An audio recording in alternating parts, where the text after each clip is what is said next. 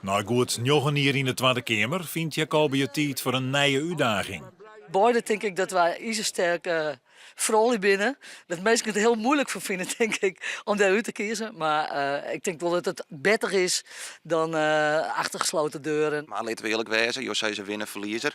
Je bent toch wel van doel om als winnaar uit de strijd te komen. Dus hoe schatten jullie kans niet? Ik denk dat we beide, natuurlijk was een beetje net aan, maar we stellen ons natuurlijk beschikbaar voor uw partij. Dat is nummer 1. En het is net de bedoeling dat mensen dan nooit beschadigen worden. Dat kan het wezen. Ik denk dat we beide een grote kans maken. Deputaire Janne Witske de Vries heel jette bekendmaken dat ze haar beschikbaar stelt als kandidaat. Ze zullen aan Lutz Jacobi een sterke concurrent hebben. Ja, ik vind het mooi. Het was sterke vrouwen van de Partij van de Arbeid, maar hele verschillende profielen. Het is prachtig dat de mensen wat te kiezen hebben. Het wordt wel spannend, denk ik. Het worden nog echt verkiezings. Ja, het worden echte verkiezings en we geven er allebei de plat voor. Maar het is eigen verhaal, maar het is natuurlijk hartstikke positief.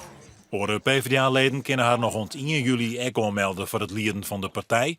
De verkiezingen binnen op 8 maart. Takom hier.